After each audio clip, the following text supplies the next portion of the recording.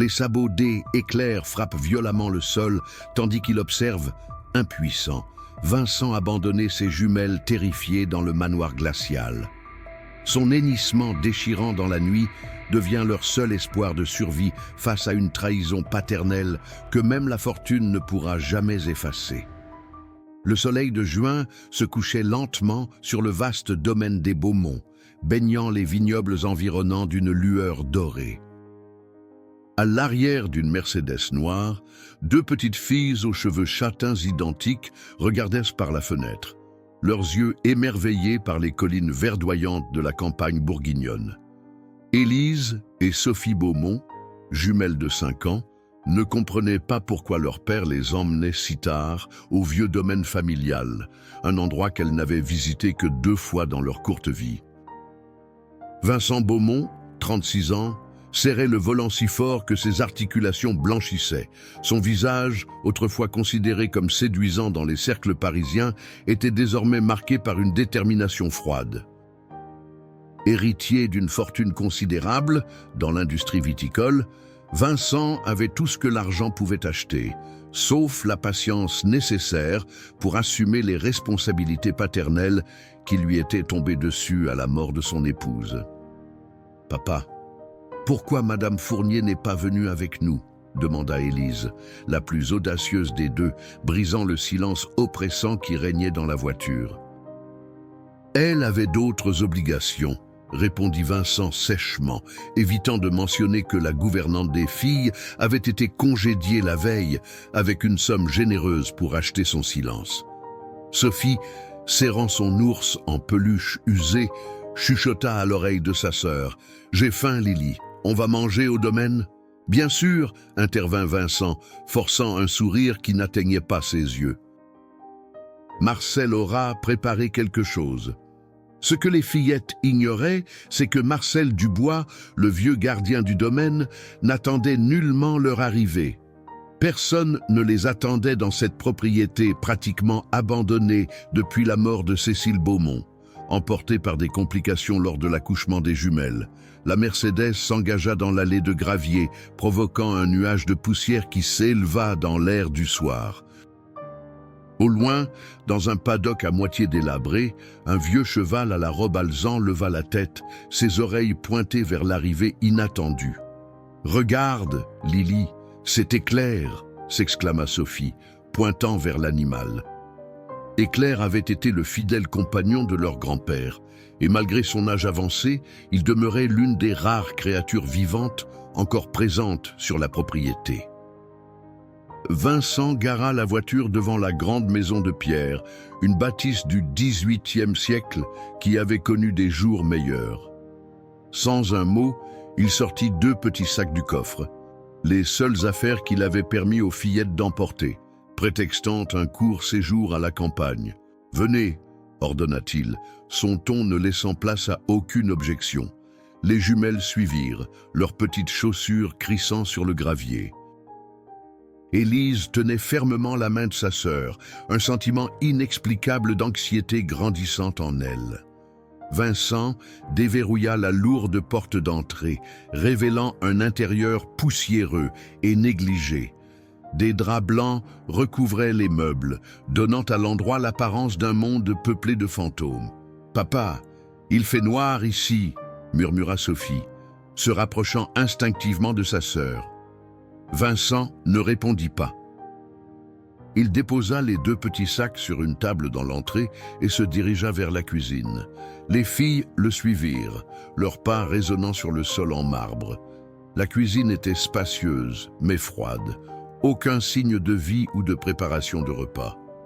Vincent ouvrit quelques placards, en sortit des biscuits et une bouteille d'eau qu'il posa sur la table. « Voilà pour ce soir », dit-il simplement.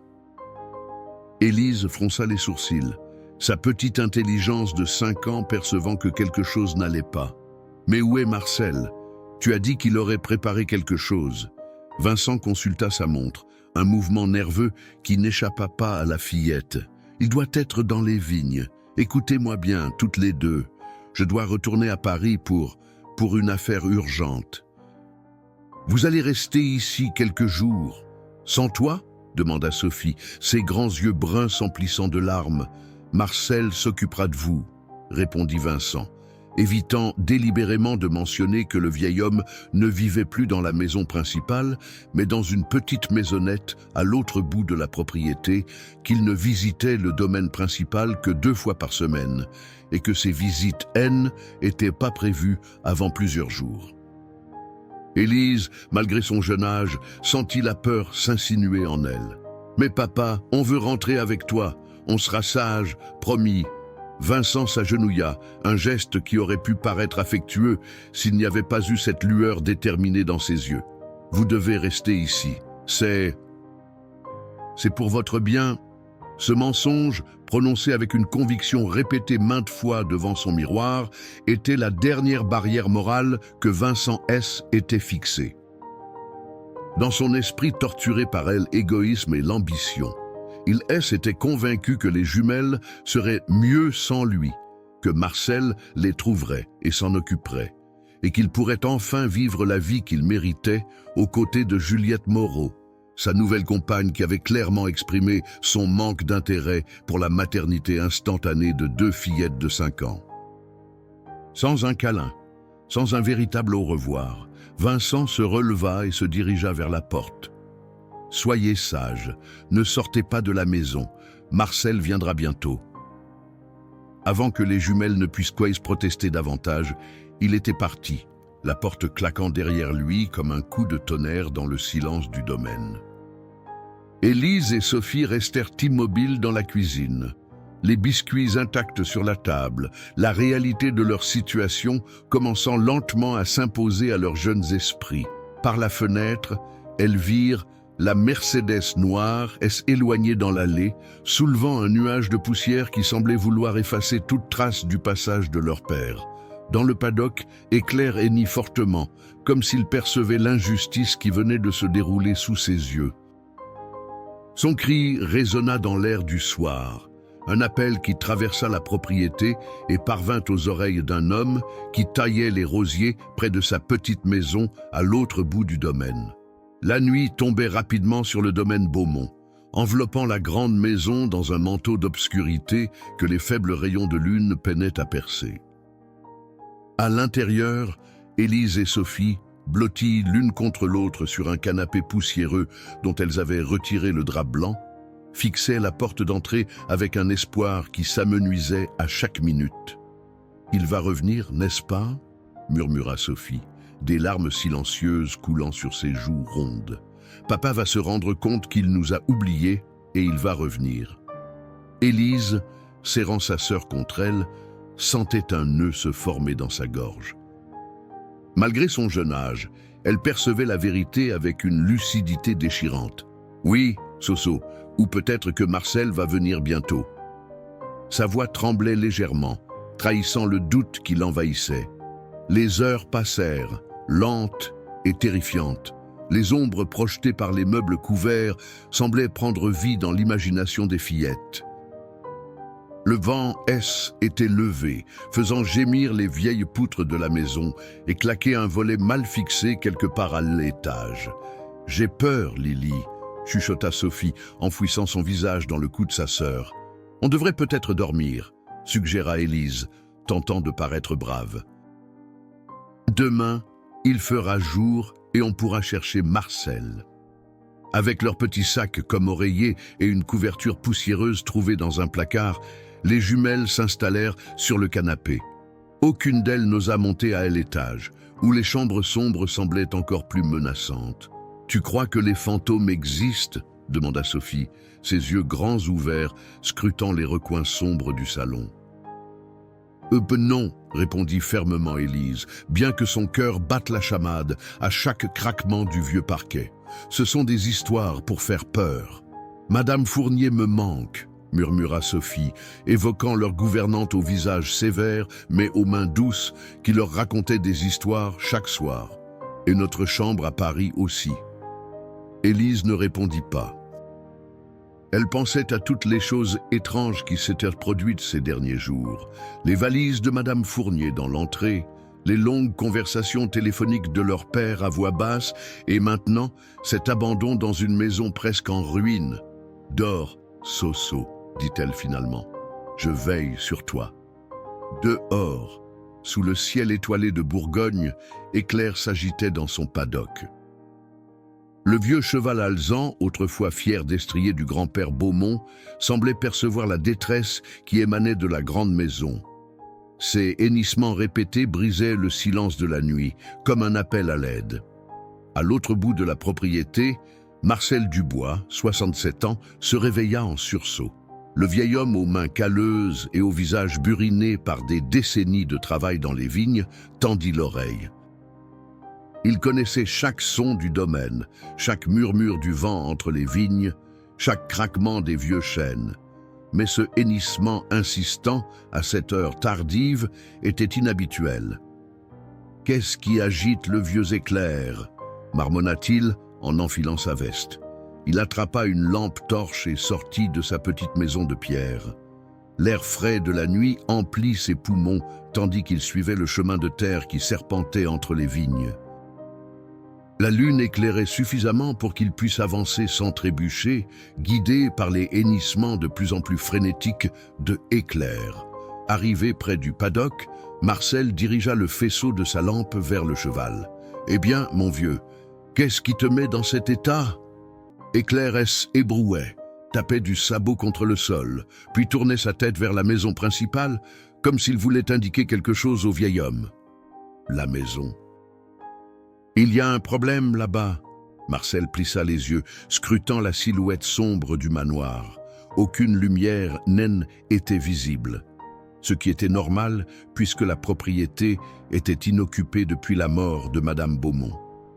Pourtant, Éclair insistait, hennissant et pointant sa tête vers la bâtisse avec une détermination qui finit par éveiller la curiosité de Marcel. « D'accord, je vais aller voir. » Guidé par sa lampe et l'instinct inquiétant qui s'était emparé de lui, Marcel s'approcha de la maison. En contournant la bâtisse, il remarqua une chose qui glaça son sang. La Mercedes noire de M. Beaumont avait laissé des traces fraîches dans le gravier. Quelqu'un était venu récemment. Son cœur battant plus vite, Marcel se dirigea vers l'entrée principale. La porte était verrouillée, mais il possédait un double des clés en tant que gardien de la propriété. Avec une appréhension grandissante, il inséra la clé dans la serrure et poussa doucement la lourde porte. Le faisceau de sa lampe balaya l'entrée poussiéreuse, révélant d'abord les draps blancs sur les meubles, puis quelque chose qui n'aurait pas dû être là, 2 petits sacs colorés posés sur la table de l'entrée.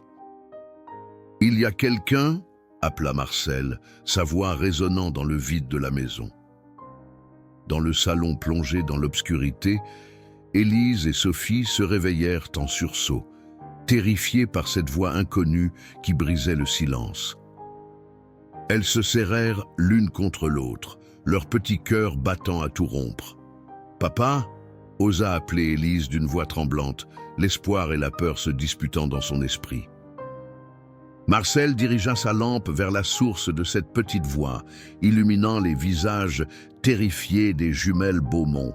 « Ah mon Dieu !» souffla Marcel, la lumière de sa lampe révélant 2 petites silhouettes identiques, aux yeux écarquillés par la peur. « Qu'est-ce que vous faites ici, les petites ?» Élise, protégeant instinctivement sa sœur de son bras, répondit d'une voix qui tentait d'être brave. « Notre papa nous a laissés ici. »« Il a dit que vous alliez vous occuper de nous. » Marcel sentit son cœur se serrer. Il connaissait les jumelles Beaumont, bien sûr. Il les avait vues lors de leur rare visite au domaine, mais jamais il n'aurait imaginé une telle situation. Vincent Beaumont, abandonner ses propres filles dans une maison quasiment déserte. « Je m'appelle Marcel », dit-il doucement, baissant sa lampe pour ne pas éblouir les enfants. « Je suis le gardien du domaine. »« Et vous, vous êtes Élise et Sophie, c'est ça ?» Les fillettes acquiescèrent en silence, toujours méfiantes. « Depuis combien de temps êtes-vous ici, toutes seules ?» demanda Marcel, une colère sourde commençant à monter en lui contre leur père, depuis que le soleil est descendu derrière les arbres. répondit Sophie timidement. Papa a dit qu'il devait retourner à Paris pour une affaire urgente. Marcel jura intérieurement.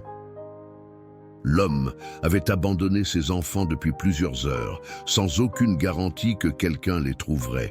Si Éclair n'avait pas donné l'alarme, qui sait combien de temps les jumelles seraient restées seules dans cette grande maison froide et intimidante. « Avez-vous mangé quelque chose ?» demanda-t-il, tentant de masquer son indignation. Élise secoua la tête. « Non, papa nous a laissé des biscuits, mais on n'avait pas faim. » Marcel s'approcha lentement et s'accroupit devant le canapé pour être à leur hauteur. À la lueur de sa lampe, il pouvait voir leurs visages pâles, leurs cheveux emmêlés et leurs yeux rougis par les larmes. « Écoutez-moi, les petites, je ne sais pas ce qui se passe dans la tête de votre père, mais vous ne pouvez pas rester ici. Ma maison n'est pas très grande, mais elle est chaude, et j'ai de quoi vous faire à manger. Voulez-vous venir avec moi ?» Les fillettes échangèrent un regard, une de ces communications silencieuses que seuls les jumeaux semblent pouvoir partager. « Est-ce qu'on pourra revenir quand papa reviendra ?» demanda Élise. Marcel hésita, ne voulant pas mentir aux enfants, mais ne souhaitant pas non plus les bouleverser davantage. « Nous verrons cela demain, d'accord ? Pour l'instant, l'important est que vous soyez en sécurité et au chaud. » Après un moment de réflexion, Élise hocha la tête. « D'accord, mais on doit prendre nos sacs. Et Monsieur Câlin, l'ours en peluche de Sophie. » Marcel sourit malgré la gravité de la situation. « Bien sûr. Prenez tout ce dont vous avez besoin. » Les jumelles récupérèrent leurs affaires et Marcel les guida hors de la maison, veillant à ce qu'elles ne trébuchent pas dans l'obscurité. À l'extérieur, l'air frais de la nuit les enveloppa, faisant frissonner les fillettes dans leurs fines vestes. « C'est loin, chez vous ?» demanda Sophie d'une petite voix, serrant son ours en peluche contre sa poitrine. « Non, pas très loin, » répondit Marcel en éclairant le chemin. « Mais vous êtes fatigué. Voulez-vous que je vous porte ?» Après une hésitation, Sophie tendit les bras vers lui. Marcel la souleva avec précaution, tandis qu'Élise s'accrochait à sa main libre, refusant d'être portée malgré sa fatigue évidente. En passant près du paddock des Éclairs, le vieux cheval s'approcha de la clôture, comme pour s'assurer que les enfants étaient bien pris en charge. « Regardez qui est là !» dit Marcel, dirigeant sa lampe vers le cheval. « C'est grâce à lui que je vous ai trouvé. Ses hennissements m'ont réveillé. Éclair nous a sauvés ?» demanda Élise, son visage s'illuminant légèrement. « On dirait bien ?» confirma Marcel. « Il a toujours été un cheval intelligent. » Sophie tendit une main timide vers le museau des Éclairs, qui la renifla doucement. « Merci, Éclair, » murmura-t-elle. Le trajet jusqu'à la petite maison de Marcel sembla interminable pour les fillettes épuisées. Finalement, la silhouette d'une modeste bâtisse de pierre se détacha dans l'obscurité, une lumière jaune et chaleureuse filtrant à travers les rideaux d'une fenêtre. « Nous y voilà !» annonça Marcel. « Ce n'est pas aussi grand que ce à quoi vous êtes habitués, mais c'est chez moi. » L'intérieur de la maison était simple, mais accueillant. Une cuisine ouverte sur un petit salon, des meubles en bois usés mais bien entretenus, et des étagères couvertes de livres et de petites sculptures en bois que Marcel façonnait pendant les longues soirées d'hiver. « Je vais vous préparer quelque chose à manger, » dit-il en déposant Sophie sur une chaise. « Ensuite, vous pourrez dormir dans mon lit ce soir. Je prendrai le canapé. » Pendant que Marcel s'affairait dans la cuisine, réchauffant une soupe et préparant des tartines, les jumelles observaient silencieusement leur nouvel environnement, toujours sous le choc des événements de la journée. « Tu crois qu'on va rester ici longtemps ?» chuchota Sophie à sa sœur. « Je ne sais pas, » répondit Élise, fronçant les sourcils. Papa avait l'air différent. Pas comme d'habitude. Marcel, tout en préparant le repas, écoutait discrètement leur conversation, son cœur se serrant à la pensée de ce que ses enfants traversaient. Il avait travaillé pour la famille Beaumont pendant plus de 40 ans, avait vu naître Vincent, l'avait vu grandir et devenir cet homme d'affaires impitoyable. Mais jamais il n'aurait imaginé qu'il abandonnerait ses propres enfants, surtout après la mort tragique de leur mère. Quelque chose s'était brisé en Vincent Beaumont, pensa Marcel. Quelque chose que l'argent et le pouvoir n'avaient pas pu réparer. Voilà, dit-il en posant 2 bols de soupe fumante devant les fillettes. Mangez pendant que c'est chaud. Ça vous fera du bien. En regardant les jumelles manger timidement, Marcel prit une décision. Demain, il essaierait de contacter Vincent Beaumont pour comprendre ce qui se passait. Mais une chose était certaine, il ne laisserait pas ses enfants retourner dans une situation où elles n'étaient ni aimées ni protégées. « Marcel, » dit soudain Élise, levant ses yeux sérieux vers lui, « est-ce que notre papa ne nous aime plus ?» Cette simple question, posée avec la candeur déchirante de l'enfance, fit monter les larmes aux yeux du vieil homme. Comment expliquer l'inexplicable ? Comment trouver les mots pour justifier l'injustifiable ? Votre père, commença-t-il, cherchant ses mots. Votre père traverse peut-être un moment difficile. Parfois, les adultes font des erreurs, même de très grosses erreurs. Mais cela ne veut pas dire que vous avez fait quoi que ce soit de mal. Vous comprenez ? Les jumelles hochèrent la tête, bien que leurs expressions indiquent qu'elles ne comprenaient pas vraiment. Pour l'instant, continua Marcel, vous êtes en sécurité ici avec moi. Et demain, nous verrons ce que nous pouvons faire pour arranger les choses. Cette nuit-là, après avoir bordé les fillettes dans son lit, Marcel s'assit sur son vieux canapé, le téléphone à la main. Il composa le numéro de Vincent Beaumont, prêt à affronter l'homme qu'il avait vu grandir, déterminé à obtenir des réponses et, si possible, à réparer ce qui semblait irréparable. La lumière de l'aube traversait les rideaux usés de la chambre de Marcel, caressant les visages endormis des jumelles, blottis l'une contre l'autre comme 2 petits oiseaux dans un nid. Élise et Sophie semblaient paisibles pour la première fois depuis leur abandon. Marcel, qui avait passé une nuit agitée sur son canapé trop court pour sa grande carcasse, les observait depuis l'encadrement de la porte, une tasse de café à la main. La nuit avait été longue. Ses tentatives pour joindre Vincent Beaumont S étaient soldées par des échecs répétés. Le téléphone sonnait dans le vide, et les messages qu'il avait laissés étaient restés sans réponse. À 3 heures du matin, épuisé mais toujours inquiet, Marcel avait finalement décidé d'attendre le jour pour décider de la marche à suivre. Un léger mouvement attira son attention. Élise ouvrait les yeux, clignant des paupières pour s'adapter à la lumière matinale. Pendant un instant, la confusion se lisait sur son visage, puis la mémoire des événements de la veille sembla la frapper avec la force d'un coup. « Bonjour, petite », murmura Marcel, s'efforçant de sourire pour la rassurer. Élise se redressa doucement, veillant à ne pas réveiller sa sœur. « Bonjour, Marcel », répondit-elle. Sa voix encore endormie, mais ses yeux déjà alertes. « Est-ce que papa a appelé ?» La question, si directe et pleine d'espoir, brisa un peu plus le cœur du vieil homme. « Pas encore, ma chérie, mais c'est encore tôt. » Élise hocha la tête, acceptant cette explication avec une maturité qui semblait déplacée chez une enfant de 5 ans. « Sophie a fait un cauchemar cette nuit, » dit-elle, changeant de sujet. Mais elle pleurait dans son sommeil. Marcel s'approcha et s'assit sur le bord du lit. « C'est normal après ce qui s'est passé, mais vous êtes en sécurité maintenant. » Sophie s'agita légèrement, ses longs cils papillonnant, avant de révéler ses grands yeux bruns, identiques à ceux de sa sœur. « Marcel » appela-t-elle d'une voix ensommeillée. « J'ai rêvé que tu nous emmenais voir Éclair. » Le vieil homme sourit. « Ce haine n'était pas un rêve, petite. Éclair est bien réel, et il vous a aidé hier soir. » Sophie se redressa à son tour, l'air un peu plus vif. « Est-ce qu'on pourra le voir aujourd'hui, pour le remercier ?»« Bien sûr, » répondit Marcel. « Après le petit déjeuner, nous irons lui rendre visite. Il aime beaucoup les carottes, vous savez. » Cette perspective sembla égayer les jumelles, qui sortirent du lit avec une énergie renouvelée. Marcel les guida vers la petite salle de bain, leur montrant où trouver les serviettes et le savon.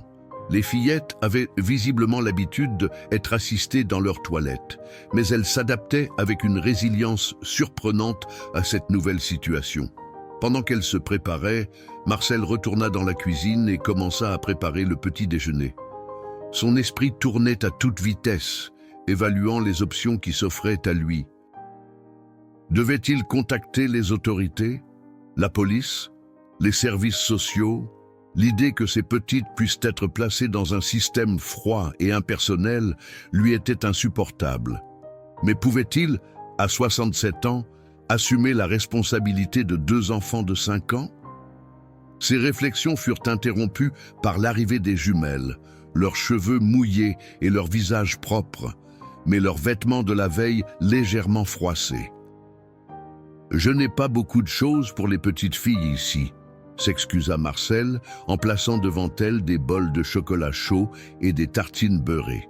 « Nous devrons peut-être aller chercher quelques affaires au village. »« On a nos sacs », rappela Élise, pratique comme toujours. Papa a mis 2 robes et des sous-vêtements dedans. Marcel hocha la tête, notant mentalement qu'il faudrait plus que cela pour les jours à venir. « C'est un bon début, mais nous aurons besoin d'autre chose. Nous ferons une liste. » Le petit déjeuner se déroula dans un silence relatif, les jumelles mangeant avec appétit malgré les circonstances. Marcel les observait, remarquant leurs petites habitudes. Élise qui coupait soigneusement sa tartine en carrés précis, Sophie qui soufflait sur son chocolat avec application avant chaque gorgée. « C'est bon ?» demanda-t-il, désireux de les faire parler. « Très bon », répondit Sophie avec un petit sourire. « Mieux que chez nous, Madame Fournier ne nous laissait jamais tremper notre pain dans le chocolat. Parlez-moi un peu de votre vie à Paris, encouragea Marcel, espérant en apprendre davantage sur leur situation. Les fillettes échangèrent un regard, puis Élise prit la parole. « On habite dans un grand appartement près de la Tour Eiffel. Papa travaille beaucoup, alors c'est Madame Fournier qui s'occupe de nous la plupart du temps. Elle est gentille, cette Madame Fournier. Elle est stricte, répondit Élise après réflexion. Mais elle nous lit des histoires le soir et nous fait des tresses pour elle l'école. Et votre école? Vous aimez y aller? Continua Marcel. C'est une école pour les enfants riches, dit Sophie, avec une candeur désarmante. Les autres filles ont toutes des robes plus belles que les nôtres. Marcel sentit son cœur se serrer à cette remarque. Ses enfants, héritières d'une fortune considérable, parlèrent de leur vie privilégiée avec une telle simplicité, une telle absence de prétention. Et ces derniers jours, avant de venir ici, avez-vous remarqué quelque chose de différent chez votre père? Osa-t-il demander. Les jumelles semblèrent réfléchir intensément à cette question. Il parlait beaucoup au téléphone, dit finalement Élise. Et il a mis des photos de maman dans des cartons. Et il souriait tout le temps quand Juliette venait à la maison, ajouta Sophie. Juliette? Marcel se redressa, attentif. Qui est Juliette? L'amie de papa, expliqua Élise. Elle a des cheveux très blonds et des ongles très longs. Elle n'aime pas quand on touche à ses affaires. Une pièce du puzzle se mettait en place dans l'esprit de Marcel. Une nouvelle compagne, peut-être peu encline à assumer la responsabilité de 2 enfants en bas âge. Était-ce la raison de cet abandon incompréhensible? Elle a dit à papa que nous ferions mieux d'aller dans un pensionnat, continua Sophie, confirmant les soupçons de Marcel. « Parce que les enfants, c'est fatigant. » Marcel serra les poings sous la table, contenant sa colère pour ne pas effrayer les fillettes. Comment Vincent Beaumont avait-il pu se laisser influencer au point d'abandonner ses propres filles? « Bon, dit-il finalement, forçant un ton léger, si vous avez fini de manger, que diriez-vous d'aller voir Éclair? Nous avons des carottes dans le jardin que nous pourrions lui apporter. » Cette suggestion fut accueillie avec enthousiasme. Les jumelles se précipitèrent pour mettre leurs chaussures, leur tristesse momentanément oubliée dans l'excitation de revoir le cheval qui les avait sauvées. Dehors, le soleil de juin réchauffait déjà la campagne bourguignonne. Les vignes S étendaient à perte de vue. leurs rangs parfaitement alignés, formant un paysage géométrique d'un vert intense. Marcel guida les fillettes à travers un petit potager où ils récoltèrent quelques carottes fraîches, puis ils prirent le chemin menant au paddock des Éclairs. Le vieux cheval alezan était là, sa robe brillante au soleil comme du cuivre poli. En voyant approcher le petit groupe, il leva la tête et hennit doucement, comme pour les saluer. « Bonjour, Éclair !» s'écria Sophie, courant vers la clôture avec une carotte à la main. « On t'a apporté un cadeau. » Marcel s'apprêtait à lui montrer comment tenir la carotte à plat sur sa paume, mais à sa surprise, la fillette savait déjà comment faire. Éclair prit délicatement la carotte de sa main, ses lèvres veloutées effleurant à peine la peau de l'enfant. « Tu lui as déjà donné à manger avant ?» demanda Marcel, étonné. « Oui, quand on est venus avec papa l'année dernière, » expliqua Élise, qui attendait patiemment son tour. Grand-père nous avait montré comment faire. Marcel sourit, touché par ce lien entre les jumelles et le vieux cheval. « Votre grand-père était un homme bien, » dit-il doucement. Il aimait beaucoup Éclair. Ils étaient inséparables. Papa dit que grand-père aimait plus ses chevaux que sa famille, commenta Élise avec la franchise brutale de l'enfance. Ce n'est pas vrai, répondit Marcel, secouant la tête. Votre grand-père aimait profondément sa famille. C'est juste qu'il n'était pas toujours doué pour le montrer. Pendant que les fillettes nourrissaient et caressaient Éclair, Marcel réfléchissait. L'histoire semblait se répéter d'une génération à l'autre dans la famille Beaumont, avec ces hommes incapables d'exprimer leur amour, de donner la priorité à leur famille plutôt qu'à leurs ambitions ou leurs plaisirs personnels. Mais, alors qu'il observait les jumelles rire aux chatouilles des moustaches des Éclairs sur leurs paumes, Marcel se fit une promesse silencieuse. Cette fois, l'histoire aurait une fin différente. Ces enfants ne paieraient pas le prix des faiblesses de leur père. Il veillerait personnellement à ce qu'elle soit aimée et protégée, quoi qu'il lui en coûte. Le village de Saint-Clair-sur-Loire-S éveillait doucement en ce matin de juin. La petite place centrale, avec sa fontaine en pierre et ses platanes centenaires, commençait à s'animer des allées et venues des premiers clients de la boulangerie. Marcel gara sa vieille Peugeot 205 près de la mairie, jetant un coup d'œil dans le rétroviseur pour s'assurer que les jumelles étaient toujours endormies sur la banquette arrière. Après leur visite à Éclair, il avait pris la décision de se rendre au village. Il devait non seulement acheter des provisions et quelques vêtements pour les fillettes, mais aussi demander conseil à son vieil ami, le maire François Lemaître. Les jumelles, épuisées par leurs émotions et leurs nuits agitées, s'étaient assoupies presque immédiatement après avoir pris place dans la voiture. Marcel sortit silencieusement du véhicule, verrouilla les portières et traversa la place jusqu'à la mairie. Le bâtiment, modeste mais élégant avec sa façade en pierre dorée et son drapeau tricolore, était déjà ouvert. À l'intérieur, Madame Rousseau, la secrétaire de mairie depuis 3 décennies, leva les yeux de son ordinateur. « Marcel, quelle surprise de te voir si tôt !» s'exclama-t-elle avec un sourire chaleureux. « Tu n'es pas dans tes vignes aujourd'hui ?»« Bonjour Claudine, j'ai besoin de parler à François. C'est urgent, » répondit Marcel, son visage trahissant son inquiétude.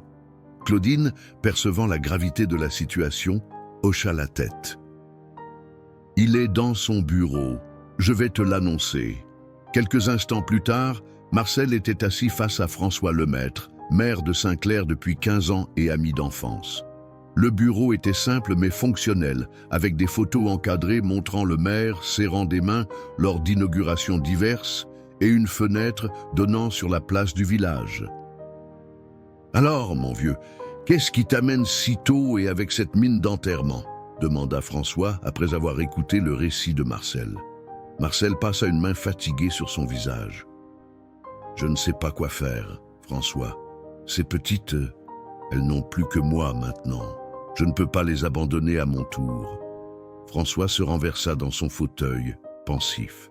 « La situation est délicate. » Légalement, nous devrions contacter les services sociaux immédiatement.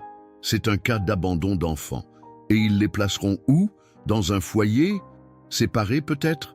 S'inquiéta Marcel. Elles ont déjà perdu leur mère, et maintenant leur père les rejette. Je ne peux pas leur infliger ça. Je comprends ton point de vue, mais nous devons suivre la procédure légale, insista François. Cependant, nous pourrions peut-être gagner du temps. Marcel releva la tête, soudain plus attentif. Comment ça? Si tu pouvais obtenir une forme d'autorisation temporaire de la part du père, cela nous donnerait quelques jours pour évaluer la situation et trouver la meilleure solution pour les fillettes. Vincent ne répond pas à mes appels, rappela Marcel, frustré. Essaie de lui envoyer un message écrit. Fais-lui comprendre que tu es prêt à garder les filles pour l'instant, mais que tu as besoin de son accord officiel, suggéra François. S'il est vraiment déterminé à se débarrasser de ses responsabilités, il sera peut-être soulagé de savoir qu'elles sont entre de bonnes mains sans que les autorités ne soient impliquées. Marcel considéra cette option. Et si ça ne marche pas? Alors nous contacterons les services sociaux, répondit François avec fermeté.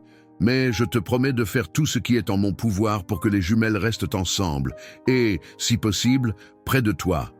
Marcel hocha la tête, reconnaissant. Merci, François. Je vais essayer ton idée. En attendant, je dois acheter quelques vêtements et des provisions pour les petites. Attends, dit François en se levant. Il se dirigea vers une armoire et en sortit une boîte en carton. Claire a fait un tri dans les affaires de Manon la semaine dernière. Il y a des vêtements pour filles de 5-6 ans, encore en bon état. Prends-les. Marcel accepta la boîte avec gratitude. Manon, la petite fille de François, avait maintenant 8 ans et Claire, sa mère, était connue pour son sens pratique. « Je te revaudrai ça », promit Marcel. « Tu n'as rien à me devoir. »« Tiens-moi au courant pour Vincent, d'accord ?» En sortant de la mairie, Marcel remarqua que sa voiture était désormais entourée de quelques villageois curieux. Les jumelles, réveillées, regardaient autour d'elles avec des yeux écarquillés, visiblement intimidées par ces visages inconnus qui les observaient à travers les vitres. « Écartez-vous, laissez-les respirer », dit Marcel en s'approchant. « Ce sont des invités, pas des bêtes de foire. » Les villageois écartèrent respectueusement, mais leur regard interrogateur en disait long. Les nouvelles se répandaient vite dans un petit village comme Saint-Clair. « Tout va bien, les petites ?» demanda Marcel en ouvrant la portière. Élise hocha la tête, mais Sophie semblait au bord des larmes. « Il y avait plein de gens qui nous regardaient, » chuchota-t-elle. « Ne t'inquiète pas, » la rassura Marcel. « Ils sont juste curieux parce qu'ils ne vous connaissent pas encore. Ce sont des gens gentils, tu verras. » Il aida les fillettes à sortir de la voiture, puis prit la boîte que François lui avait donnée. « Nous allons d'abord acheter quelques provisions, puis nous rentrerons à la maison pour le déjeuner. »« Qu'est-ce que vous aimeriez manger ?»« Des crêpes, » répondit immédiatement Sophie, son visage s'illuminant à cette idée. « Des crêpes pour le déjeuner ?» Marcel sourit, amusé par cette demande. « C'est un peu inhabituel, mais pourquoi pas ? C'est un jour spécial, après tout. » Main dans la main, ils traversèrent la place jusqu'à l'épicerie du village. À l'intérieur, Monsieur Gérard, le propriétaire, les accueillit avec curiosité. Les jumelles, intimidées par ce nouvel environnement, se tenaient très près de Marcel. « Bonjour Marcel », salua Monsieur Gérard. « Je vois que tu as de la compagnie aujourd'hui. »« Bonjour Henri. »« Oui, ce sont Élise et Sophie, » présenta Marcel. « Elles vont rester avec moi quelque temps. » Monsieur Gérard, un homme jovial à la moustache impressionnante, se pencha vers les fillettes. « Enchanté, mesdemoiselles. J'ai des bonbons pour les enfants sages, vous savez. » Les jumelles regardèrent Marcel, cherchant son approbation. Il hocha la tête avec un sourire et elles acceptèrent timidement les caramels que leur tendait le commerçant. « Merci, monsieur », dirent-elles en chœur, leur voix à peine audible. Pendant que Marcel sélectionnait les provisions nécessaires, Monsieur Gérard l'observait avec une curiosité évidente. « C'est petite. Elle ressemble beaucoup à Cécile Beaumont, tu ne trouves pas? Murmura-t-il lorsque les jumelles s'étaient éloignées pour regarder un présentoir de fruits. Marcel se raidit. Ce sont ses filles, confirma-t-il à voix basse. Mais c'est compliqué, Henri. Je t'expliquerai une autre fois. Monsieur Gérard, comprenant la délicatesse de la situation, n'insista pas. Tu sais que tu peux compter sur nous si tu as besoin d'aide, dit-il simplement. Marcel le remercia d'un signe de tête, touché par cette solidarité villageoise qui, malgré les commérages inévitables, offrait un réseau de soutien précieux en temps de crise. Une fois les courses terminées, ils retournèrent à la voiture. Marcel installa les fillettes et plaça les sacs dans le coffre. Avant de démarrer, il sortit son téléphone et composa une fois de plus le numéro de Vincent Beaumont. Comme les fois précédentes, l'appel resta sans réponse. Avec un soupir de frustration, il ouvrit l'application de messagerie et rédigea un texte concis. « Vincent, les jumelles sont avec moi et en sécurité. Je suis prêt à m'en occuper pour l'instant, mais j'ai besoin de ton autorisation écrite pour éviter des complications légales. Réponds-moi dès que possible. » Marcel. Il hésita un instant, puis ajouta « Si tu es vraiment déterminé à prendre cette voie, laisse-moi au moins la possibilité de protéger tes filles des conséquences de ta décision. » Le message envoyé, Marcel rangea son téléphone et démarra la voiture. Dans le rétroviseur, il pouvait voir les jumelles qui regardaient par la fenêtre, leurs petits visages sérieux reflétant une compréhension bien au-delà de leurs années. « Est-ce qu'on va retourner voir Éclair après le déjeuner ?» demanda Élise, brisant le silence. « Si vous voulez, » répondit Marcel, reconnaissant pour cette diversion. « Et peut-être que je pourrais vous montrer les vignes aussi. Votre famille cultive le raisin et fait du vin depuis des générations, vous savez. Papa dit que le vin, c'est pour les adultes, » remarqua Sophie. Mes grands-pères nous laissaient tremper un doigt dedans pour goûter. Marcel sourit à ce souvenir du vieux Beaumont, un homme dur mais juste, qui avait su apprécier les petites joies de la vie. Votre grand-père était un homme sage. Le vin, c'est plus qu'une boisson pour adultes. C'est l'histoire de notre terre, de notre travail, de nos saisons. Tandis que la voiture s'éloignait du village pour reprendre le chemin du domaine, Marcel sentit une détermination nouvelle s'installer en lui. Ses enfants méritaient de connaître leur héritage, de grandir en communion avec cette terre qui était la leur depuis des générations. Et si Vincent Beaumont avait choisi d'abandonner non seulement ses filles, mais aussi cet héritage, alors ce serait à lui, Marcel, de préserver ce lien précieux jusqu'à ce que les jumelles soient assez grandes pour décider elles-mêmes de leur destin. La journée écoula avec une douceur inattendue. Marcel avait tenu sa promesse, préparant des crêpes pour le déjeuner, ce qui avait arraché aux jumelles leur premier vrai sourire depuis leur abandon. L'après-midi avait été consacré à une promenade dans les vignes. Marcel, expliquant patiemment aux fillettes comment les raisins poussaient, mûrissaient et étaient finalement transformés en vin.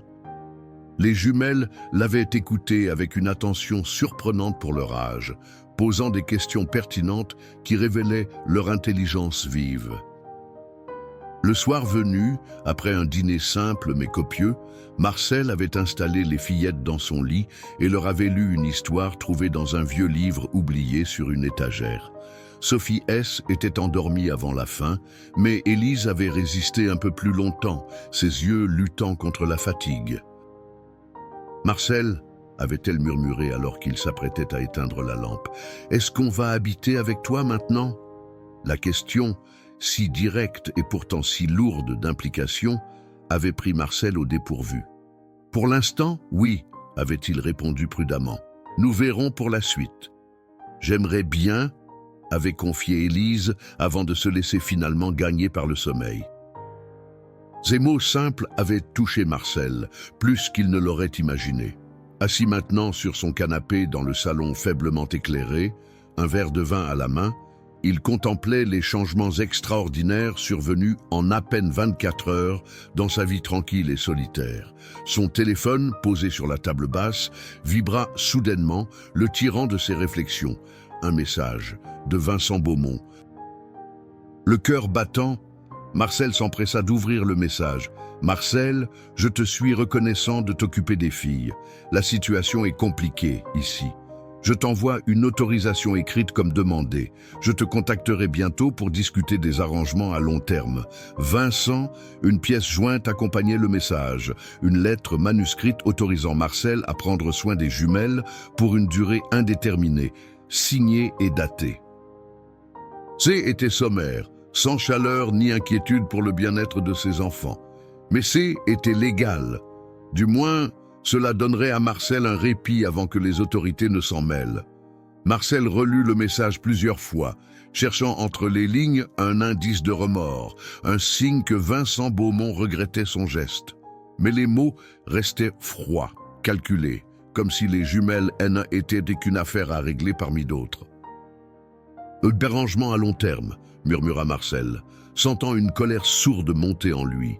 Quels arrangements pouvaient justifier l'abandon de deux enfants innocents? Il reposa son téléphone, trop agité pour dormir, malgré l'heure tardive. Son regard erra vers la fenêtre, d'où l'on pouvait apercevoir, dans la clarté de la lune, la silhouette lointaine de la grande maison Beaumont.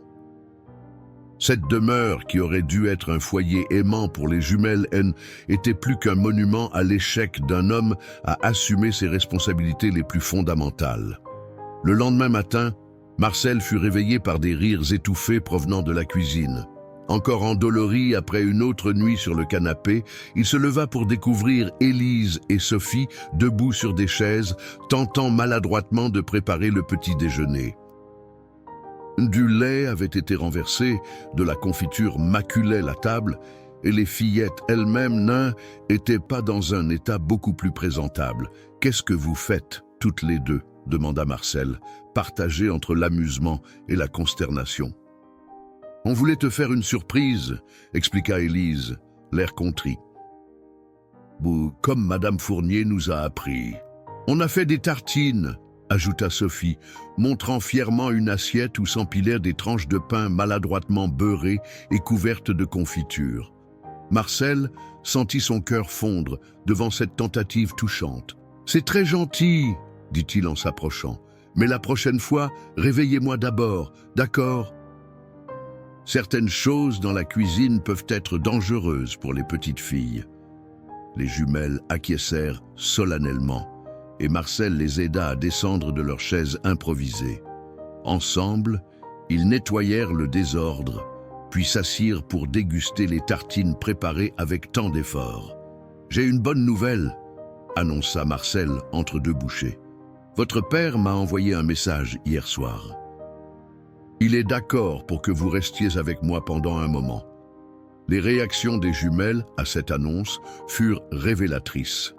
Élise hocha simplement la tête, comme si elle s'y attendait, tandis que Sophie demanda immédiatement « Il a dit quand il reviendrait nous chercher ?» Marcel hésita, ne voulant pas mentir, mais cherchant à protéger leurs sentiments. Il n'a pas précisé de date. Il a dit qu'il me contacterait bientôt pour discuter. Il ne reviendra pas, n'est-ce pas ? Dit Élise, sa perception aiguë perçant à jour l'euphémisme de Marcel.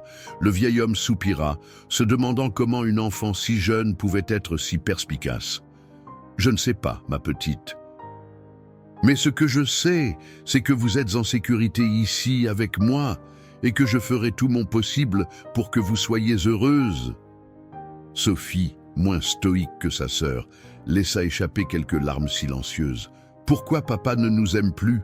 demanda-t-elle, sa voix à peine audible. Marcel se leva et vint s'agenouiller près d'elle, essuyant doucement ses larmes. « Ce n'est pas que votre père ne vous aime plus. Parfois, les adultes sont perdus, ils font des erreurs terribles qu'ils regrettent plus tard. Mais cela n'a rien à voir avec vous, vous comprenez ?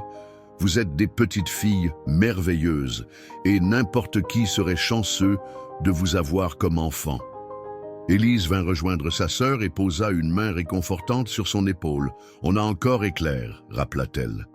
« Et maintenant, on a Marcel aussi. » Cette simple déclaration, prononcée avec la sagesse innocente de l'enfance, toucha Marcel au plus profond de son être. Il enveloppa les deux fillettes dans une étreinte maladroite mais sincère, jurant silencieusement de mériter cette confiance qu'elle plaçait en lui. « D'ailleurs, dit-il pour alléger l'atmosphère, j'ai pensé qu'aujourd'hui nous pourrions aller voir Éclair et peut-être même le monter un peu. Qu'en dites-vous » Cette suggestion fut accueillie avec un enthousiasme débordant, dissipant momentanément les nuages de tristesse. Les jumelles se précipitèrent pour s'habiller, tirant des vêtements de la boîte que François leur avait donnée. 1 heure plus tard, ils se trouvaient au paddock d'Éclair. Le vieux cheval semblait les attendre, hennissant doucement à leur approche. Marcel avait apporté une brosse et montra aux fillettes comment brosser la robe d'Éclair avec des gestes doux et réguliers. « Il aime ça », remarqua Sophie, émerveillée par la façon dont le cheval penchait sa tête vers elle, appréciant visiblement l'attention. « Les chevaux sont des animaux très sensibles », expliqua Marcel. « Ils ressentent nos émotions, notre amour, mais aussi notre peur ou notre tristesse. » Alors Éclair savait qu'on était triste l'autre soir, demanda Élise, concentrée sur sa tâche de brossage. Je pense que oui, confirma Marcel. C'est pour ça qu'il a henni si fort pour m'alerter, il voulait vous aider. Sophie passa ses bras autour du cou d'Éclair, dans une étreinte spontanée. Merci, Éclair, murmura-t-elle. Tu es notre ami. Le cheval resta parfaitement immobile, comme s'il comprenait l'importance de ce moment. Ses grands yeux bruns, doux et expressifs, semblaient refléter une sagesse ancienne. « Maintenant, » annonça Marcel après que le brossage fut terminé, « qui veut monter en premier ?» Les jumelles échangèrent un regard excité mais légèrement anxieux. « Est-ce qu'on peut monter ensemble ?» demanda finalement Élise. « Éclair est assez fort pour vous porter toutes les deux », confirma Marcel. « Je vous tiendrai, ne vous inquiétez pas. » Il sortit une vieille selle de la remise près du paddock, et l'équipement ayant miraculeusement survécu aux années d'abandon. Après avoir soigneusement scellé Éclair, il aida les jumelles à monter, plaçant Élise devant et Sophie juste derrière elle. « Tenez-vous bien à la crinière », instruisit-il, tenant fermement la longe. « Je vais vous faire le tour du paddock tranquillement. » Les premiers pas furent hésitants, les fillettes s'agrippant l'une à l'autre, leurs petits visages tendus par la concentration. Mais rapidement, cette tension se transforma en joie pure lorsqu'elles s'habituèrent au mouvement rythmique du cheval sous elles. « On dirait qu'on vole !» s'exclama Sophie, son rire cristallin résonnant dans l'air matinal. Marcel les observait, son cœur gonflé d'une émotion qu'il n'avait pas ressentie depuis longtemps. Ces enfants, malgré leur situation tragique, avaient une capacité extraordinaire à trouver de la joie dans les moments simples. Leur résilience était à la fois déchirante et inspirante. Après plusieurs tours du paddock, les jumelles ne montraient aucun signe de fatigue ou d'ennui. Au contraire, leur enthousiasme semblait grandir à chaque pas d'Éclair. « Il était comme ça avec votre grand-père aussi », leur dit Marcel. « Toujours patient, toujours doux. C'est un cheval spécial. »« Est-ce qu'on pourra revenir le voir tous les jours ?» demanda Élise, caressant doucement l'encolure d'Éclair. « Bien sûr, » promit Marcel. « Et peut-être qu'un jour, quand vous serez un peu plus grande, je vous apprendrai à le monter toute seule. » Cette perspective sembla enchanter les jumelles, qui se lancèrent immédiatement dans des projets d'aventures équestres futures. Marcel les écoutait, amusé par leur imagination débordante, tout en réfléchissant à l'avenir incertain qui se profilait. Comment pourrait-il, un vieil homme seul, offrir à ses enfants tout ce dont elles avaient besoin? L'éducation, les soins médicaux, les vêtements, les jouets. La liste des responsabilités semblait interminable et intimidante. Mais en voyant leurs visages illuminés par le bonheur simple d'être sur le dos d'Éclair, Marcel sut qu'il ferait tout ce qui était en son pouvoir pour préserver cette lumière. Ses enfants avaient déjà perdu trop de choses dans leur courte vie. Ils ne laisseraient pas le monde éteindre leur joie de vivre. « Regardez !» s'écria soudain Sophie, pointant vers le ciel. Un papillon sur la tête d'Éclair. Effectivement, un magnifique papillon aux ailes bleues s'était posé sur la crinière du cheval, créant une image presque magique. Éclair, comme conscient de son visiteur, resta parfaitement immobile, permettant au papillon de se reposer un moment avant de reprendre son vol. Une semaine était écoulée depuis l'arrivée des jumelles dans la vie de Marcel. Une semaine de découvertes mutuelles, d'ajustements et de petites victoires quotidiennes. Les fillettes s'adaptaient étonnamment bien à leur nouvelle vie, trouvant une certaine routine réconfortante dans la simplicité des journées à la campagne. Chaque matin, elles aidaient Marcel à nourrir les poules qu'il gardait derrière sa maison. Ensuite, venait la visite à Éclair, devenue un rituel sacré que rien ne pouvait perturber. Les après-midi étaient consacrés tantôt à des promenades dans les vignes, tantôt à des travaux manuels simples que Marcel leur enseignait avec patience.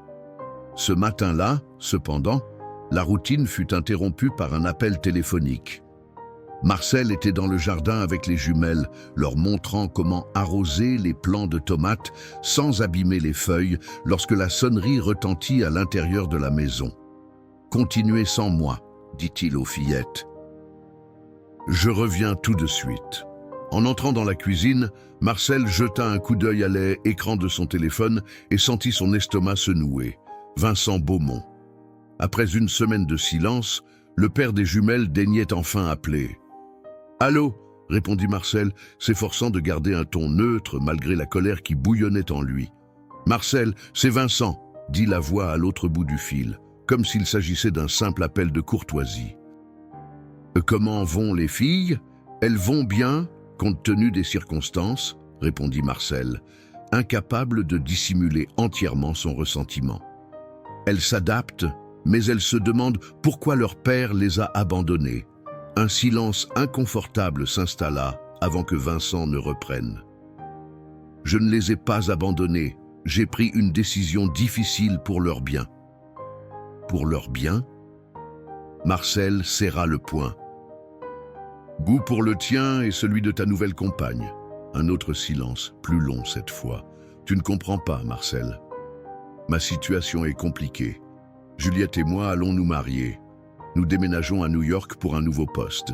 Ce n'est pas un environnement adapté pour élever 2 enfants en bas âge. Et les laisser seuls dans une maison vide était mieux, répliqua Marcel, sa voix tremblante de colère contenue. Si je n'avais pas été alerté par Éclair, Dieu sait ce qui aurait pu leur arriver. Je savais que tu viendrais, répondit Vincent, son ton suggérant qu'il essayait de se convaincre lui-même. Tu as toujours été là, Marcel.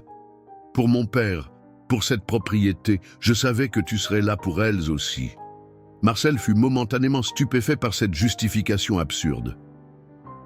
Mais tu as délibérément mis en danger tes propres filles en pariant sur le fait qu'un vieil homme ou un cheval les trouverait à temps. C'est ça, ta défense ? Vincent soupira, un son qui trahissait plus d'exaspération que de remords.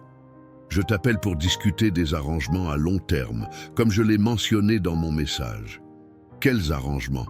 Demanda Marcel, sceptique. Je veux que tu deviennes leur tuteur légal, annonça Vincent. Je vais faire préparer les documents par mon avocat. Tu recevras une allocation mensuelle généreuse pour couvrir tous leurs besoins. Marcel dut s'asseoir, les jambes soudain faibles sous le poids de cette proposition. Tu veux renoncer à tes droits parentaux ? Complètement ? C'est la meilleure solution pour tout le monde, affirma Vincent. Les filles t'aiment bien et tu as manifestement plus de patience que moi pour ces choses-là. Avec l'allocation financière, tu pourras leur offrir tout ce dont elles ont besoin. Ces choses-là, répéta Marcel, incrédule. Tu parles de l'éducation de tes filles comme s'il s'agissait d'une corvée dont tu cherches à te débarrasser. Ne joue pas les moralisateurs, Marcel, répliqua Vincent, son ton devenant froid. Je te propose une solution qui bénéficie à tous. Les filles seront dans un environnement stable. Tu auras les moyens de t'en occuper correctement et je pourrai poursuivre ma carrière sans complications.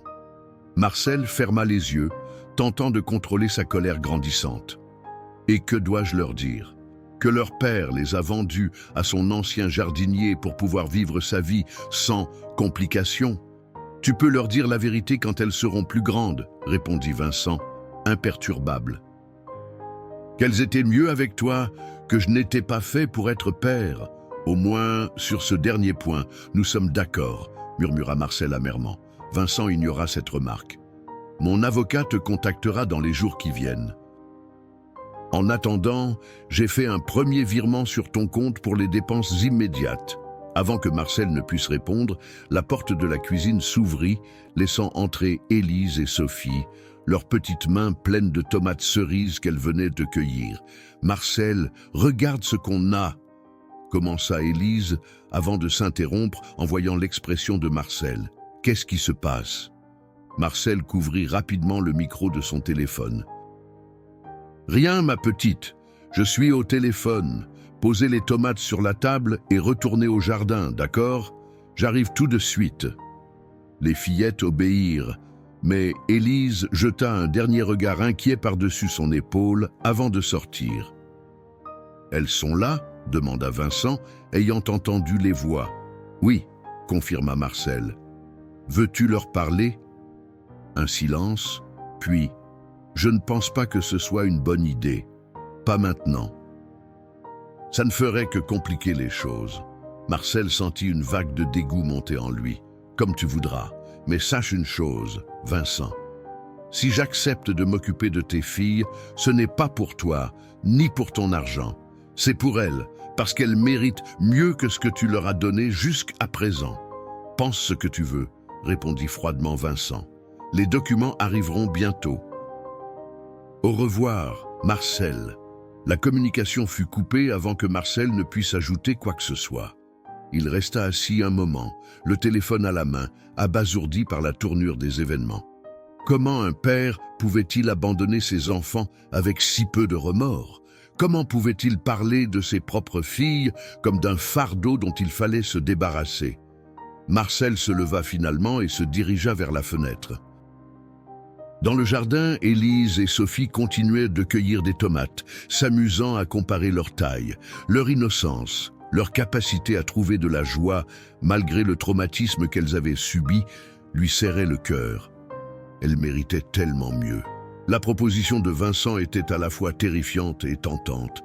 Terrifiante parce que Marcel, à 67 ans, n'avait jamais envisagé de devenir père, encore moins de 2 fillettes de 5 ans. Tentante parce qu'au fond de lui, il savait déjà qu'il les aimait comme si elles étaient siennes et que l'idée de les voir partir lui était insupportable. Mais était-il à la hauteur? Pouvait-il réellement offrir à ses enfants tout ce dont elles avaient besoin pour grandir heureuses et épanouies? Un hennissement lointain attira son attention. Éclair, dans son paddock, semblait agité, comme s'il percevait le trouble de Marcel. Ce cheval, qui avait déjà sauvé les jumelles une fois, semblait vouloir lui envoyer un message.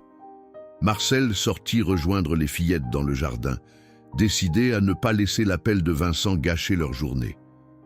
À son approche, Sophie leva fièrement un panier presque plein de tomates. « Regarde, Marcel, on en a cueilli plein. »« C'est magnifique !» sourit Marcel, s'efforçant de dissimuler son trouble. « Qu'est-ce que vous diriez d'en faire une bonne sauce pour les pâtes ce soir? On pourra t'aider à la préparer ?» demanda Élise, ses yeux brillants d'anticipation. « Bien sûr !» confirma Marcel. « Mais d'abord, je crois qu'Éclair nous appelle. Vous avez entendu? Il semble impatient de recevoir sa visite quotidienne. » Les jumelles se précipitèrent pour poser leur panier et se laver les mains, excitées à l'idée de voir leur ami équin. Marcel les regarda faire, pensif.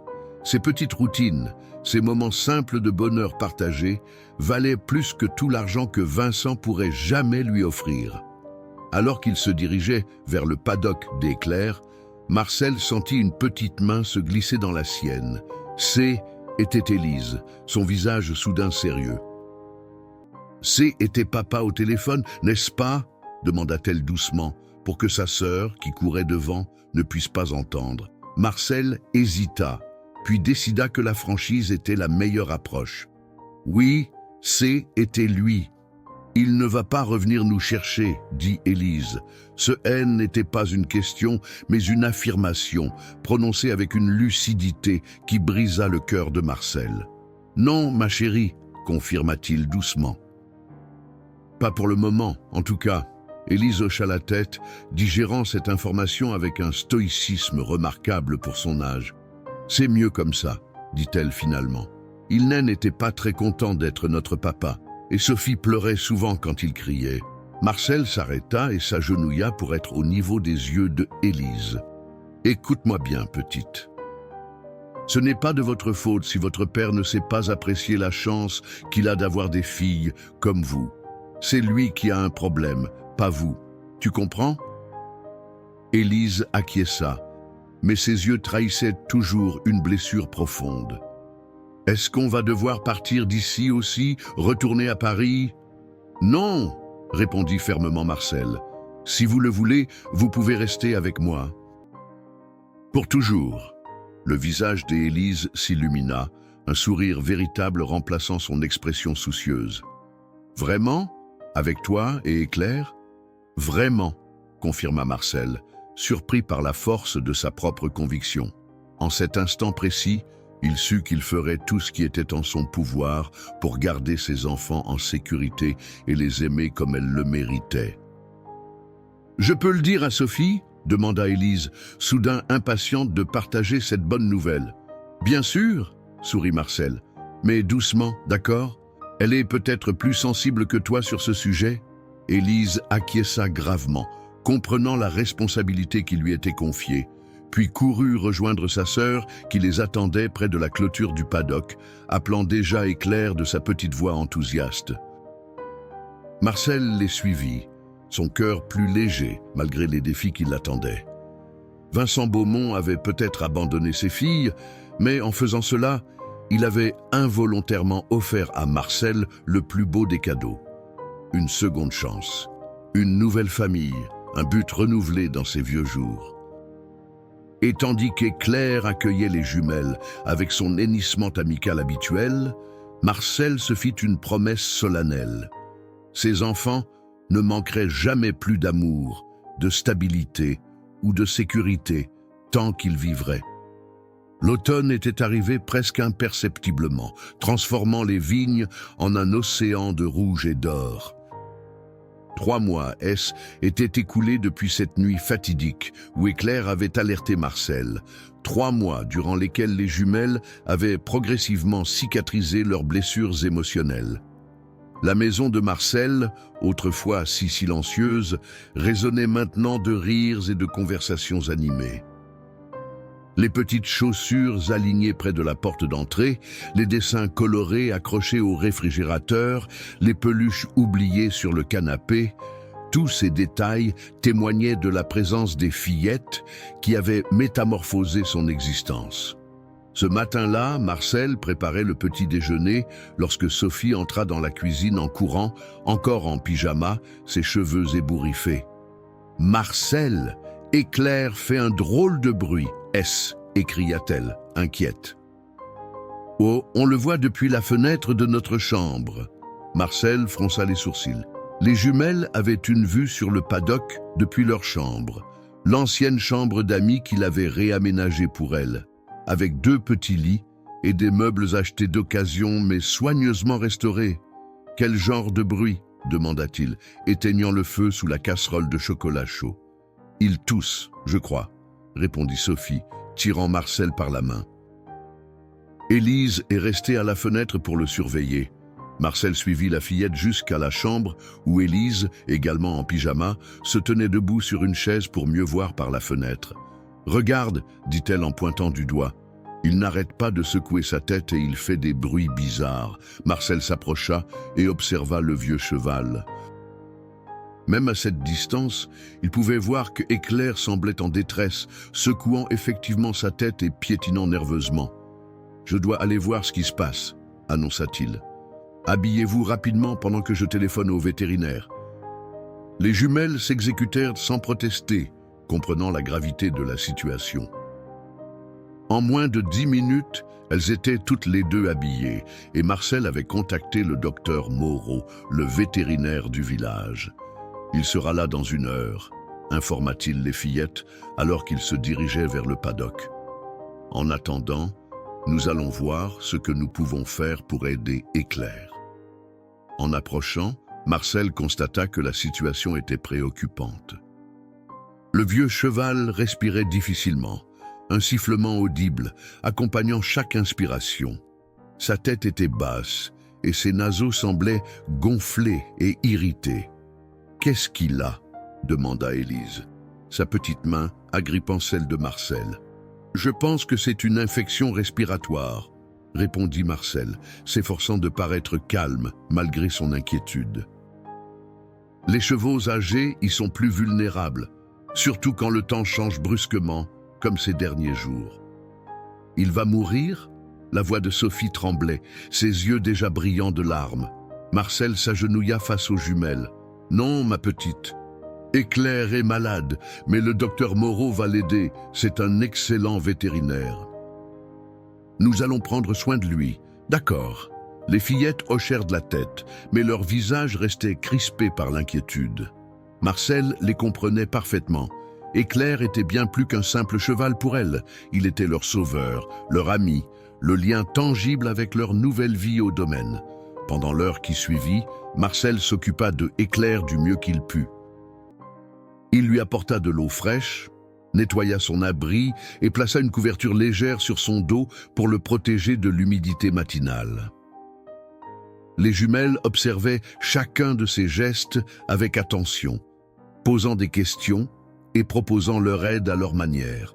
Lorsque le docteur Moreau arriva enfin, les fillettes reculèrent respectueusement pour lui laisser de l'espace, mais restèrent assez près pour ne rien manquer du diagnostic. « Bronchite », annonça le vétérinaire après un examen approfondi. « Assez sévère, mais traitable. Son âge n'aide pas, bien sûr. »« Quel âge a-t-il exactement ?» demanda Marcel, réalisant qu'il n'avait jamais su avec précision. D'après son dossier, Éclair a 28 ans, répondit le docteur Moreau en préparant une injection. C'est vénérable pour un cheval, équivalent à un humain d'environ 85 ans. Cette information frappa Marcel. Éclair était plus vieux que lui en années équines.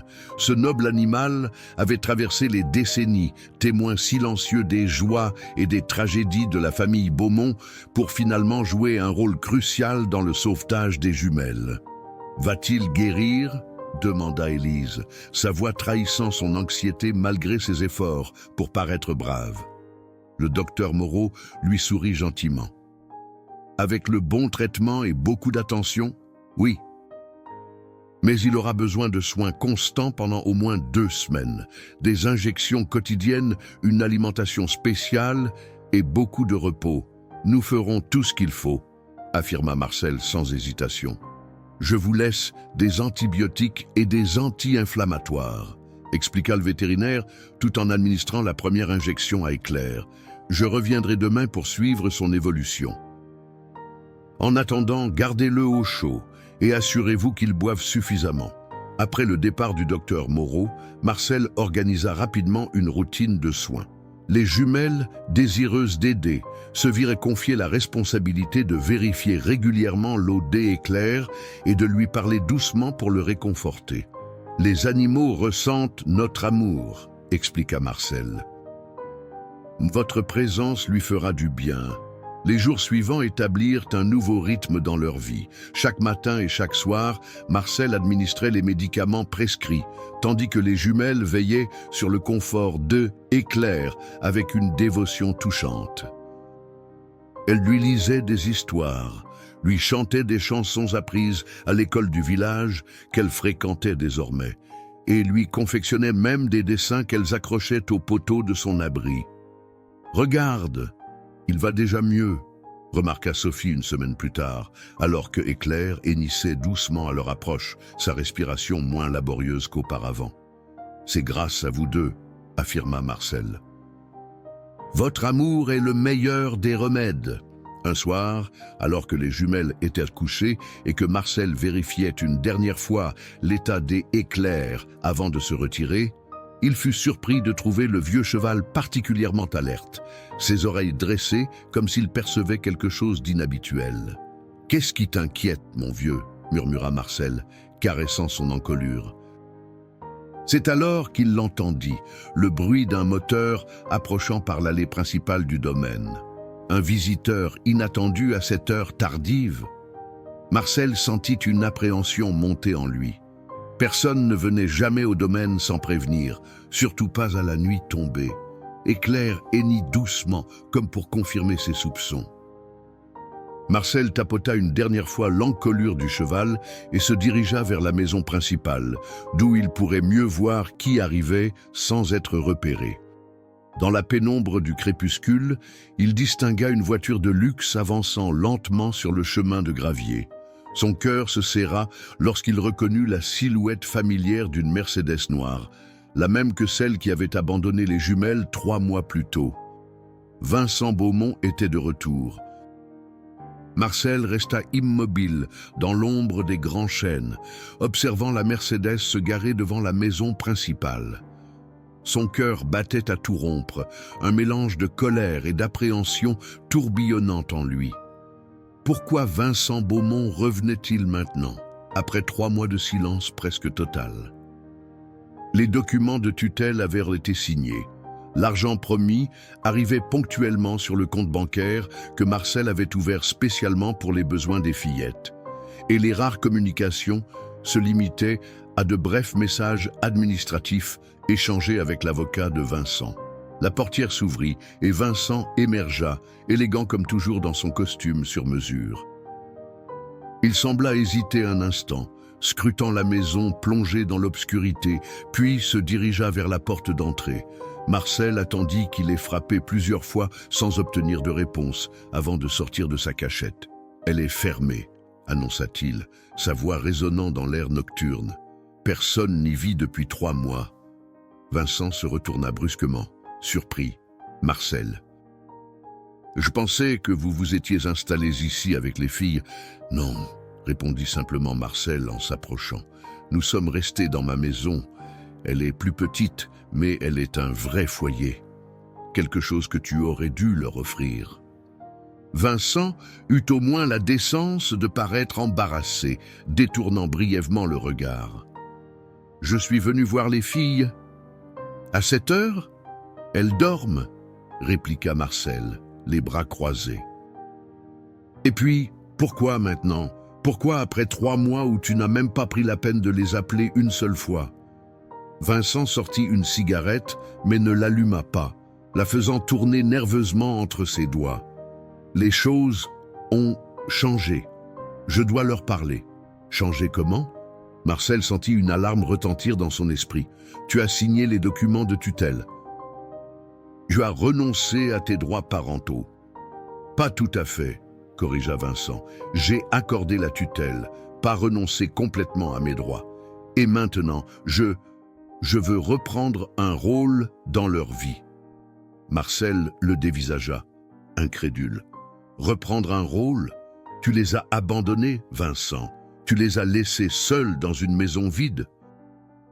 Tu as choisi ta nouvelle vie avec Juliette plutôt qu'elle. » À la mention de ce nom, Vincent détourna à nouveau le regard. « Juliette et moi, c'est terminé, » admit-il, sa voix trahissant une amertume mal dissimulée. Le poste à New York aussi. Les choses ne se sont pas déroulées comme prévu. Tout devint soudain clair pour Marcel. Vincent ne revenait pas par amour paternel retrouvé ou par remords sincère. Il revenait parce que ses autres options S étaient effondrées. Les jumelles N étaient qu'un plan de secours. Alors, maintenant que ta vie parfaite s'est écroulée, tu te souviens soudain que tu as des filles? La voix de Marcel tremblait d'indignation. Tu crois que tu peux simplement revenir et les reprendre comme des objets que tu aurais laissés en consigne? Vincent se raidit, l'arrogance revenant colorer ses traits. Ce sont mes filles, Marcel. Légalement, moralement. Moralement? L'interrompit Marcel avec un rire sans joie. N'utilise pas ce mot. Tu as perdu tout droit moral le jour où tu les as abandonnés ici. Les deux hommes se fixèrent en silence, la tension palpable dans l'air nocturne. Au loin, un hennissement faible mais distinct rompit momentanément le silence. Éclair, même malade, semblait percevoir l'agitation qui se jouait près de la grande maison. « Écoute, » reprit Vincent d'un ton plus conciliant, « je sais que j'ai fait une erreur, une terrible erreur, mais je veux la réparer. Je veux être un père pour Élise et Sophie. » « Tu ne peux pas réparer certaines choses, Vincent, » répondit doucement Marcel. « Tu ne peux pas effacer le traumatisme que tu leur as infligé. Sais-tu que Sophie a fait des cauchemars pendant des semaines, que Élise vérifiait chaque soir que je n'allais pas disparaître pendant la nuit ?» Vincent parut véritablement affecté par ces révélations, passant une main nerveuse dans ses cheveux parfaitement coiffés. « Je ne savais pas. » « Bien sûr que tu ne savais pas, tu n'as jamais demandé. Pas une fois en 3 mois, tu n'as demandé comment elles allaient vraiment, ce qu'elles ressentaient, si elles se remettaient de l'abandon de leur père. » Un silence lourd s'installa entre eux, rompu seulement par le bruissement des feuilles dans la brise nocturne. Finalement, Vincent rangea sa cigarette non allumée et soupira. « Je veux les voir, Marcel, demain. Je ne repartirai pas sans leur avoir parlé. » Marcel réfléchit rapidement. Refuser catégoriquement ne ferait qu'envenimer la situation, et malgré tout, il n'avait pas le droit légal d'empêcher Vincent de voir ses filles. Mais il pouvait au moins contrôler les circonstances de cette rencontre. « Demain, 10 heures, concéda-t-il finalement, viens à ma maison. Mais je te préviens, je serai présent pendant toute la visite et si je vois que tu les bouleverses de quelque façon que ce soit, ce sera terminé immédiatement. » Vincent acquiesça, visiblement soulagé d'avoir obtenu ce qu'il voulait. « Merci, Marcel. Je te promets que... » « Ne me promets rien, » coupa Marcel. « Tes promesses ne valent rien pour moi. Prouve par tes actes que tu mérites ne serait-ce qu'une minute de leur temps. » Sur ces mots, il tourna les talons et repartit vers sa maison, laissant Vincent seul dans l'obscurité grandissante. Son esprit tournait à toute vitesse, anticipant déjà la difficulté d'annoncer aux jumelles la venue de leur père. Comment allait-elle réagir? Sophie, si sensible, serait-elle bouleversée? Élise, si protectrice envers sa sœur, serait-elle méfiante ou pleine d'espoir? En approchant de sa maison, où une faible lumière brillait encore dans sa cuisine, Marcel sentit le poids de sa responsabilité peser lourdement sur ses épaules. Ces 3 derniers mois, il s'était efforcé de créer un environnement stable et aimant pour les fillettes, de panser leurs blessures émotionnelles, de reconstruire leur confiance. Et maintenant, tout ce travail patient risquait d'être anéanti par le retour imprévisible de leur père. Avant de rentrer, il fit un détour par le paddock de Éclair. Le vieux cheval était debout près de la clôture, comme s'il l'attendait. « Tu as senti que quelque chose n'allait pas, hein ?» murmura Marcel en caressant son museau velouté. Vincent est revenu. Je ne sais pas ce qu'il veut vraiment, mais je ne le laisserai pas leur faire du mal à nouveau. Je te le promets. Éclair poussa doucement sa tête contre la main de Marcel, un geste qui semblait presque réconfortant. Cet animal avait une sensibilité extraordinaire, une capacité à percevoir les émotions humaines qui ne cessait de étonner le vieil homme. « Repose-toi maintenant, » chuchota Marcel. « Tu as besoin de reprendre des forces. » En entrant dans la maison, Marcel trouva Sophie debout dans la cuisine, un verre d'eau à la main, ses cheveux ébouriffés par le sommeil. « Marcel, tu étais où ?» demanda-t-elle, frottant ses yeux ensommeillés. « Je suis allé vérifier comment allait Éclair, » répondit-il, évitant de mentionner Vincent pour le moment. « Que fais-tu debout, petite ?»« J'avais soif, » expliqua-t-elle, bâillant largement. « Éclair va mieux ?»« Oui, il va mieux, » assura Marcel, guidant la fillette vers sa chambre. « Mais toi, tu devrais dormir maintenant. Demain sera une journée importante. »« Pourquoi ?» demanda Sophie, curieuse malgré sa fatigue. Marcel hésita. Nous en parlerons au petit déjeuner, d'accord? Maintenant, au lit, après avoir bordé Sophie et être assuré qu'Élise dormait paisiblement, Marcel retourna dans la cuisine et s'assit lourdement à la table. Comment allait-il leur expliquer? Quel était le bon moyen d'annoncer à des enfants que le père qui les avait abandonnés voulait soudainement revenir dans leur vie? Il passa une nuit agitée, se tournant et se retournant sur son canapé, jouant et rejouant dans sa tête différents scénarios pour la rencontre du lendemain. Au petit matin, il se leva avant les fillettes et prépara un petit déjeuner spécial. Des crêpes avec des fruits frais et du chocolat chaud, leur combinaison préférée. Lorsqu'elles entrèrent dans la cuisine, leurs visages s'illuminèrent à la vue de ce festin matinal. « Des crêpes !» s'exclama Sophie, grimpant sur sa chaise avec enthousiasme. « C'est une occasion spéciale ?» Marcel s'assit face à elle, son expression sérieuse contrastant avec l'atmosphère festive du petit déjeuner. « En quelque sorte, » commença-t-il, choisissant soigneusement ses mots, « les filles, j'ai quelque chose d'important à vous dire. » Les jumelles cessèrent immédiatement de manger, percevant la gravité dans sa voix. Élise, toujours la plus perspicace, posa sa fourchette et demanda directement. « C'est à propos de papa ?» Marcel ne put cacher sa surprise. « Comment as-tu deviné ? Tu as la même expression que quand tu as reçu son appel, il y a 3 mois, » expliqua Élise avec une logique implacable. « Et tu as fait des crêpes, comme ce jour-là aussi. » Marcel sourit malgré lui. Cet enfant ne manquait rien. « Tu as raison. Votre père est revenu. Il est arrivé hier soir et il veut vous voir aujourd'hui. » Sophie laissa échapper un petit hoquet de surprise, ses grands yeux écarquillants. « Papa est ici? Il va nous emmener ?»« Non, non, » s'empressa de la rassurer Marcel. « Il veut juste vous voir, vous parler, et il viendra ici, dans notre maison. » Élise fronça les sourcils, son visage reflétant un mélange complexe de émotions. Pourquoi maintenant? Pourquoi il n'a jamais appelé avant? C'est une bonne question, reconnut Marcel, décidant de être aussi honnête que possible sans toutefois accabler les fillettes avec la vérité complète. Votre père a eu des changements dans sa vie. Et maintenant, il dit qu'il veut reprendre contact avec vous. Est-ce qu'on est obligé de le voir? Demanda Élise, posant sa main sur celle de sa sœur qui semblait au bord des larmes. Marcel fut touché par ce geste protecteur. Non, vous n'êtes pas obligé. Si vous ne voulez pas le voir, je lui dirai de partir.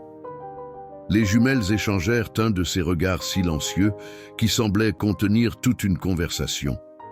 Finalement, ce fut Sophie qui parla, sa voix timide mais déterminée.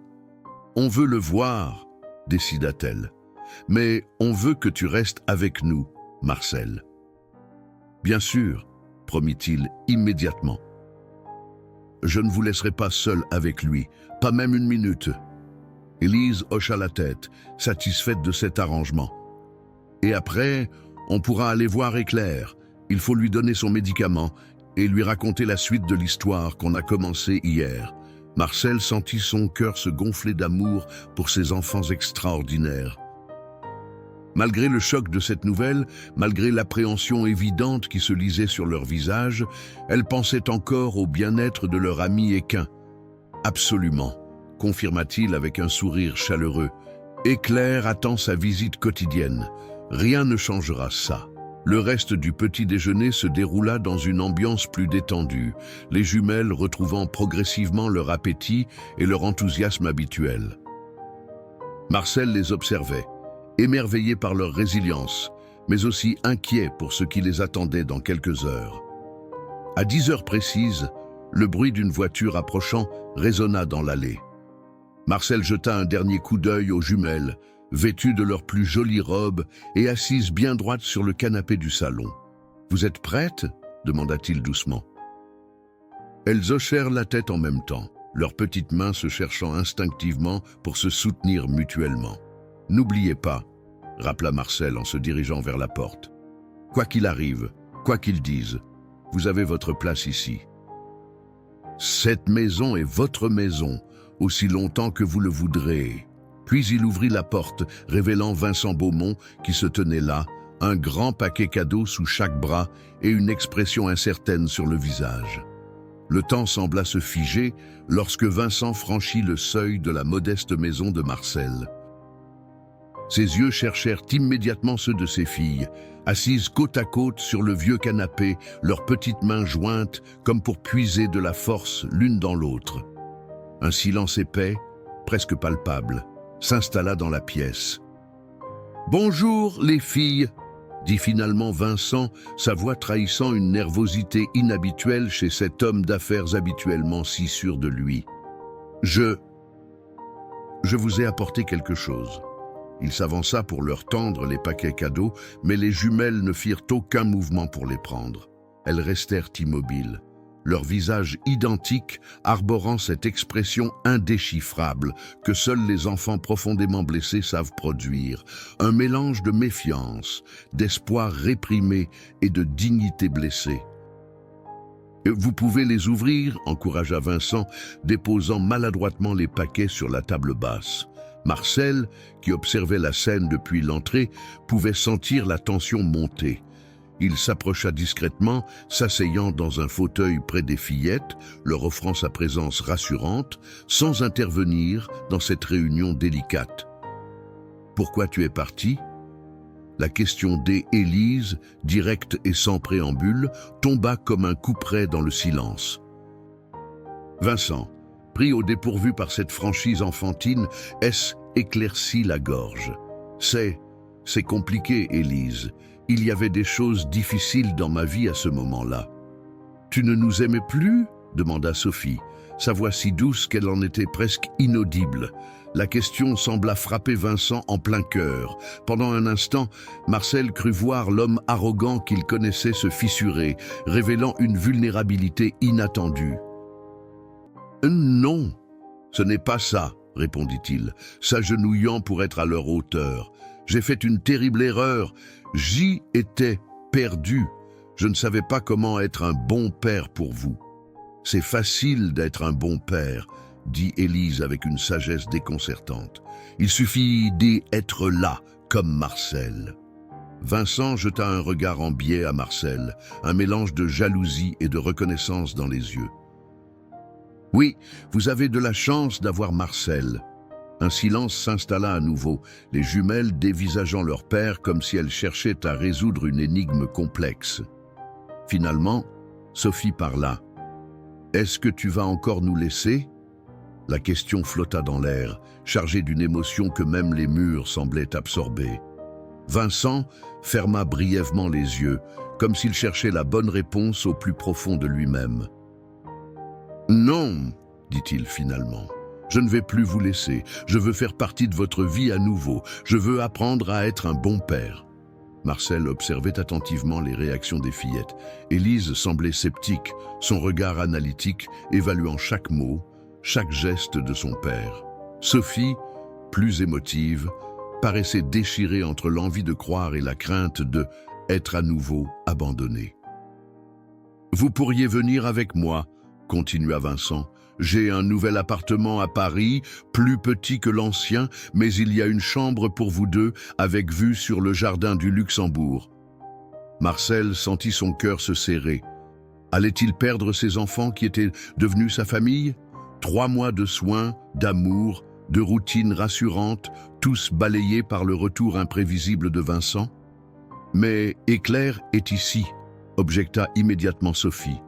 « Il est malade, on ne peut pas le laisser, et Marcel aussi, » ajouta Élise. « C'est notre maison maintenant. » Vincent parut désarçonné par ces réponses. « Éclair, le vieux cheval, il est toujours vivant ?»« Bien sûr qu'il est vivant, » répliqua Élise avec indignation. « C'est lui qui nous a sauvés quand tu nous as laissés dans la grande maison.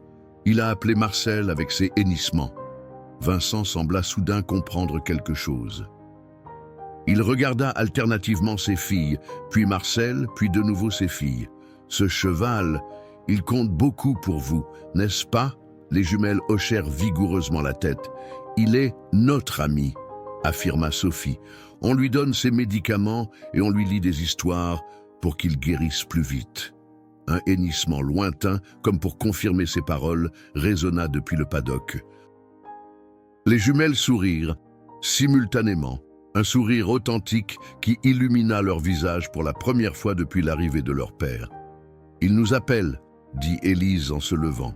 « C'est l'heure de son médicament. » Vincent paraissait complètement dépassé par cette situation qu'il n'avait manifestement pas anticipée. Il avait imaginé des retrouvailles émotionnelles, peut-être des larmes, des câlins, l'acceptation de ses excuses et de ses cadeaux. Il n'avait pas prévu que ses filles auraient construit une nouvelle vie, avec de nouvelles priorités et de nouveaux attachements. Peut-être que je pourrais venir voir ce fameux éclair avec vous, proposa-t-il, tentant visiblement de s'adapter à cette réalité inattendue. Les jumelles échangèrent un regard interrogateur, puis se tournèrent vers Marcel, comme pour lui demander son avis. Il hocha imperceptiblement la tête. Malgré ses réserves, il savait que cette rencontre entre Vincent et Éclair était peut-être nécessaire, une confrontation symbolique entre l'homme qui avait abandonné ses enfants et l'animal qui les avait sauvés. D'accord, accepta finalement Élise. Mais il ne faut pas faire de bruit, il est encore faible. Les jumelles prirent les devants, guidant naturellement leur père à travers le jardin jusqu'au paddock des Éclairs. Marcel les suivit à distance, observant cette étrange procession, les deux petites silhouettes identiques marchant d'un pas déterminé, suivis par leur père, grand et élégant, mais visiblement mal à l'aise dans cet environnement rural. Éclair les attendait près de la clôture, comme s'il avait senti leur approche. Malgré sa maladie, il se tenait droit, ses oreilles pointées vers l'avant avec intérêt. Ses yeux intelligents semblèrent s'attarder sur Vincent, comme s'il reconnaissait l'homme qui avait abandonné les fillettes cette nuit fatidique. « Bonjour, Éclair !» dit doucement Sophie, s'approchant pour caresser son museau. « On a amené papa pour te rencontrer. » Vincent resta en retrait, observant avec une fascination évidente l'aisance avec laquelle ses filles interagissaient avec ce grand animal. Elle lui parlait comme à une personne, lui expliquant patiemment que leur père était revenu, qu'elles allaient bien et qu'elles continueraient à prendre soin de lui. « Il a vraiment l'air de vous comprendre », remarqua Vincent, s'approchant prudemment. « Bien sûr qu'il comprend », affirma Élise avec conviction. « Éclair est très intelligent. » Marcel dit qu'il a plus de sagesse que beaucoup d'humains. À cette remarque, Marcel, qui les avait rejoints, ne put s'empêcher de sourire. Il sortit de sa poche le médicament D Éclair et le tendit à Élise, qui avait appris à le mélanger correctement avec un peu de compote de pommes pour masquer le goût. « Tu veux essayer de lui donner ?» proposa-t-elle à son père, dans un geste de réconciliation qui surprit tout le monde, y compris elle-même. Vincent hésita, puis accepta. Sous les instructions patientes de ses filles, il tendit la main plate avec la mixture médicamenteuse. Éclair renifla d'abord avec méfiance, puis, après un moment qui sembla interminable, accepta finalement le médicament des mains de Vincent. « Il t'a pardonné », déclara Sophie avec la simplicité désarmante de l'enfance. Éclair ne prend jamais rien des gens qu'il n'aime pas. Vincent resta silencieux, visiblement ému par ce moment de connexion inattendue. Marcel observait la scène avec un mélange de sentiments contradictoires. D'un côté, il était heureux de voir les jumelles commencer peut-être à guérir de la blessure de l'abandon. De l'autre, il craignait de les perdre, de voir cette famille improvisée qu'ils avaient construite se désintégrer sous ses yeux. Après avoir passé un moment avec Éclair, ils retournèrent à la maison. Les jumelles, plus détendues maintenant, acceptèrent finalement d'ouvrir leurs cadeaux, des poupées luxueuses pour Sophie et un jeu d'échecs en bois précieux pour Élise. Elles remercièrent poliment, mais Marcel nota qu'elles n'exprimaient pas l'enthousiasme débordant qu'elles manifestaient pour des cadeaux bien plus modestes qu'il leur offrait parfois. Pendant que les fillettes s'occupèrent de leurs nouveaux jouets dans leur chambre, Vincent et Marcel s'assirent à la table de la cuisine, 2 tasses de café entre eux comme une frontière symbolique. Elles ont changé. constata Vincent. Son regard perdu vers la fenêtre qui donnait sur le paddock des Éclairs. Elle semble plus mûre. L'abandon fait grandir rapidement les enfants, répondit Marcel sans acrimonie, constatant simplement un fait. Elles ont dû s'adapter. Vincent hocha la tête, acceptant cette vérité difficile. Je vois qu'elles sont heureuses ici, avec toi, avec ce cheval. Un silence s'installa, chargé de non-dits et de questions en suspens. Finalement, Vincent reprit. J'y étais venu pour les reprendre avec moi, pour recommencer à zéro. Mais je réalise que ce serait égoïste de ma part. Marcel le regarda avec surprise. Était-ce vraiment Vincent Beaumont qui parlait ainsi, reconnaissant son égoïsme? Qu'est-ce que tu proposes, alors? Demanda-t-il prudemment. Vincent passa une main dans ses cheveux, un geste qui trahissait son trouble intérieur. Je ne sais pas exactement.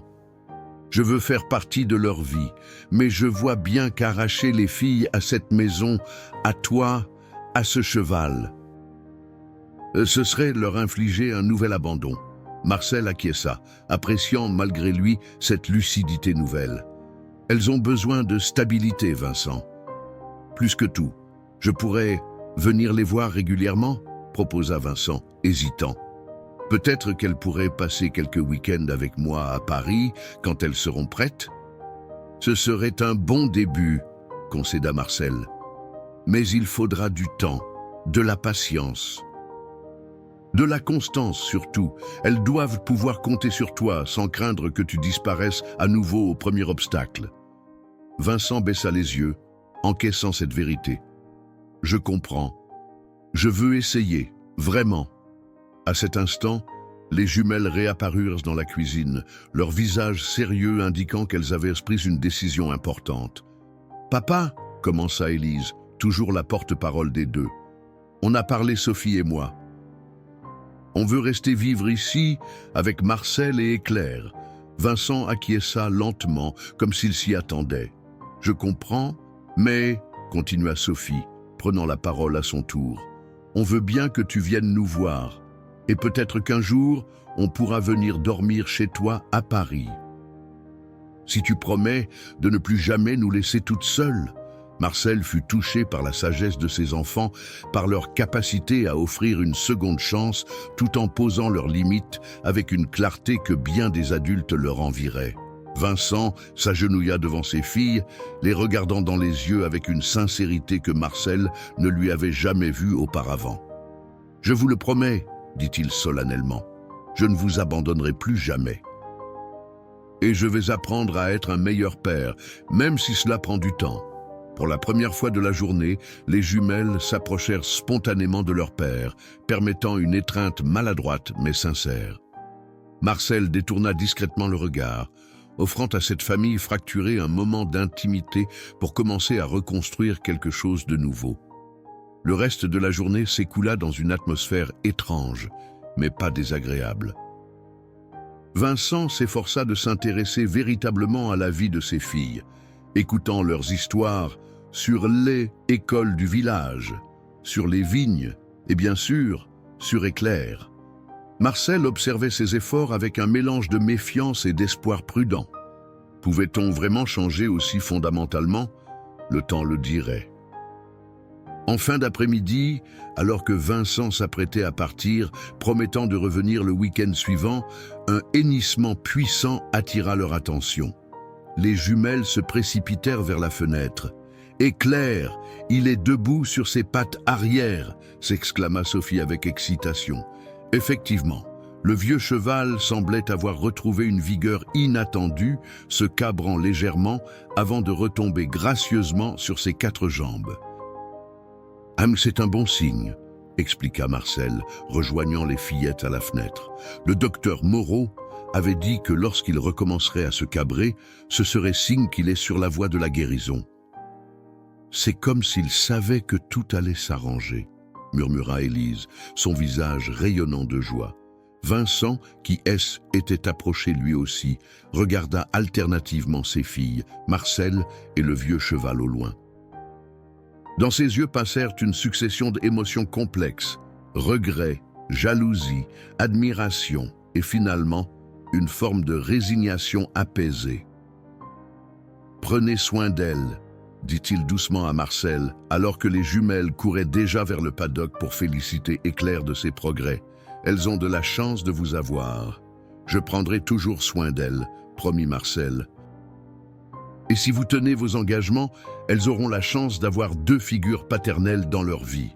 Ce n'est jamais trop. » Vincent hocha la tête, puis se dirigea vers sa voiture, non sans jeter un dernier regard vers le paddock, où ses filles entouraient maintenant le vieux cheval de leurs bras affectueux. Marcel resta sur le pas de la porte, observant la Mercedes S éloignée dans l'allée de gravier. Cette fois, contrairement à cette nuit fatidique 3 mois plus tôt, la voiture ne transportait pas des enfants abandonnés, mais peut-être l'espoir fragile d'une rédemption, d'une réconciliation future. Il rejoignit ensuite les jumelles auprès d'Éclair. Le vieux cheval semblait effectivement revigoré, ses yeux plus brillants, sa posture plus fière. « Tu avais raison », dit Marcel en caressant l'encolure de l'animal. « Tu savais que ces petites avaient besoin de toi cette nuit-là, et aujourd'hui encore, tu veilles sur elles. » Éclair hennit doucement, comme pour acquiescer, puis pencha sa tête vers les jumelles qui riaient en lui offrant une carotte. Le soleil commençait à décliner sur les collines bourguignonnes, baignant les vignes d'une lumière dorée semblable à celle de ce jour de juin où tout avait commencé. Mais cette fois, l'avenir semblait plus lumineux, moins incertain. Dans ce coin paisible de campagne française, une famille peu conventionnelle, un vieil homme, 2 petites jumelles et un cheval alezan au crépuscule de sa vie, avait trouvé son équilibre. Et même si Vincent Beaumont parvenait à tenir sa promesse, à reconstruire une relation avec ses filles au fil du temps, Marcel savait que ce qu'ils avaient bâti ici était indestructible. Car certains liens, forgés dans l'adversité et nourris d'amour véritable, transcendent le sang et la loi. Ils deviennent l'essence même de ce qui définit une famille. Éclair, comme s'il lisait dans les pensées de Marcel, secoua sa crinière, puis reposa doucement sa tête entre celles des jumelles, formant un tableau qui valait plus que tous les mots du monde.